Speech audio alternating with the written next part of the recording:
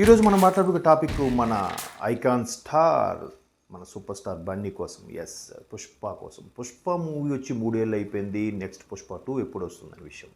అయితే ఇవన్నీ పక్కన పెడితే బన్నీకి అందరిలాగే నేషనల్ లెవెల్లో మంచి ఇమేజ్ వచ్చేసింది. నేషనల్ అవార్డు విన్నరు. పుష్ప మూవీ సౌత్లో కన్నా నార్త్లోనే బాగా ఆడింది. అయినప్పటికీ కూడా బాలీవుడ్ వైపు ఎందుకు ట్రై చేయట్లేదా అని. అంటే ఆల్రెడీ ఎన్టీఆర్ రామచంద్ర బాలీవుడ్లో ట్రై చేస్తున్నారు, అడపదడప సినిమాలు కూడా చేస్తున్నారు. కాబట్టి మన పుష్పరాజు ఎందుకు చేయట్లేదు అనే డౌట్ మీకు రావచ్చు.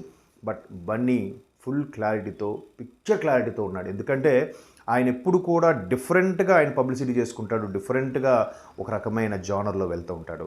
దట్టు బాలీవుడ్ ఛాన్స్లు ఏవి వచ్చినా కూడా చేయట్లేదు. ఎందుకంటే దానికి బెస్ట్ ఎగ్జాంపుల్ ఈ మధ్యకాలంలో ఒక 3 డైరెక్టర్స్ వచ్చి పుష్ప కూడా కథ వినిపించారు. బట్ పుష్ప ఎందుకో బన్నీ ఎందుకో సినిమా చేయాలనుకోవట్లేదు. అంటే హిందీ ప్రేక్షకులు కూడా ఎట్లా ఉంటుందంటే డబ్బింగ్ సినిమాలను ఆదరిస్తున్నారు కానీ స్ట్రైట్గా వచ్చే సినిమాలని డిజాస్టర్ చేశారు. గతంలో కూడా చిరంజీవి, రజనీకాంత్, కమల్ హాసన్, వెంకటేష్ గారు, నాగార్జున గారు ఎంతమంది కూడా బాలీవుడ్ సినిమాలు చేసినప్పటికి కూడా అడపాదడపాగా 5-6 సినిమాల వరకు చేయగలిగారు. తర్వాత చేయలేదు. మళ్ళీ ఇక్కడికి వచ్చే సెటిల్ అవ్వడం జరిగింది. సో వెళ్ళి మళ్ళీ బ్యాక్ రావడం అనుకున్నాడో, లేదంటే ఇక్కడి నుంచే సత్తా చాటాలనుకున్నాడో, కానీ మొత్తానికి బన్నీ పుష్పతో నేషనల్ లెవెల్లో సత్తా చాటాడు. దాంతో నేషనల్ అవార్డు వచ్చింది. డిఫరెంట్ స్టైలు, డిఫరెంట్ మ్యానరిజం, తగ్గేదేలే అనే కాన్సెప్ట్ అయితే ఉందో అది నార్త్లో కూడా ఉర్రూతలు ఊగించింది. జనాలందరిలో కూడా బాగా వెళ్ళిపోయిందనమాట. ఎంత వెళ్ళిపోయిందంటే ఇంకా చెప్పలేం. దాని మీద ట్రోల్స్, దాని మీద కామెడీ, దాని మీద జోక్స్, రెగ్యులర్గా మాట్లాడుకునేటప్పుడు కూడా అట్లాగే మాట్లాడుతున్నాడు పుష్ప టైప్లో. సో అటువంటి బన్నీకి ఇప్పుడు బాలీవుడ్ అవకాశాలు రావట్లేదంటే వచ్చాయి, కానీ చేయనంటున్నాడు. ఎందుకో తెలుసా? గతంలో మలయాళంలో కూడా ఆయనకి చాలా ఆఫర్స్ వచ్చాయి. ఎందుకంటే మలయాళంలో ఒక తెలుగు హీరోకి అంత క్రేజ్ వచ్చిన ఈ జనరేషన్ హీరో ఎవరున్నారంటే ఒక బన్నీ అని చెప్పొచ్చు. బట్ మలయాళం డైరెక్టర్స్ కూడా ఇలాగ బన్నీని సంప్రదించారట, కానీ బన్నీ ఎందుకో నో చెప్పాడు. అండ్ ఈవెన్ గెస్ట్ రోల్ కూడా చేయాలనుకోలేదు. That is Bunny.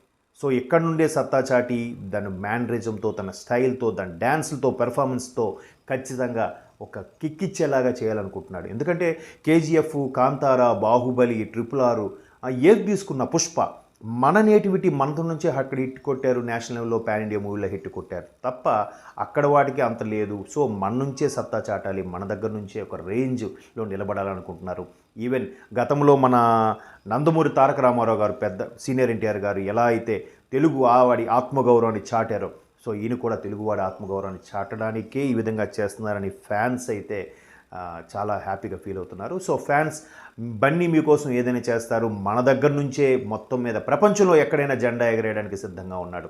అటువంటి బన్నీకి అటువంటి డైరెక్టర్లు కూడా దొరకడం, కథను కూడా ఎంచుకోవడం, దానికి తగ్గట్టుగా మౌల్డ్ అయిపోవడం, స్టోరీ లైన్ డైరెక్టర్ ఎంత రాసుకుంటే దానికి 10ంతలుగా దాన్ని యాక్సెప్టెన్స్ చేస్తూ ఎగ్జాగరేట్ చేయడం అనేది ఒక బన్నీకే చెందుతుంది అనిపిస్తుంది. ఎందుకంటే ఏ పెర్ఫార్మెన్స్ని అవలేదుగా చేస్తున్నాడు. అసలు బన్నీలో పుష్ప ఏదైతే ఉందో అందులో ఉన్న మ్యానరిజం, రాయలసీమ యాక్సెంటు, అడవులకు సంబంధించి, శేషాచల అడవులకు సంబంధించిన కాన్సెప్ట్ని ఎంత బాగా ఎలివేట్ చేసి ఇంతకింతగా చూపించారు డైరెక్టర్. దాని ఎక్స్పెక్టేషన్ కూడా బన్నీ బాగా రీచ్ అయ్యారు. కాబట్టి సో పుష్ప అందుకే బాలీవుడ్ కానీ ఇతర సినిమాల్ని ఒప్పుకోవట్లేదు.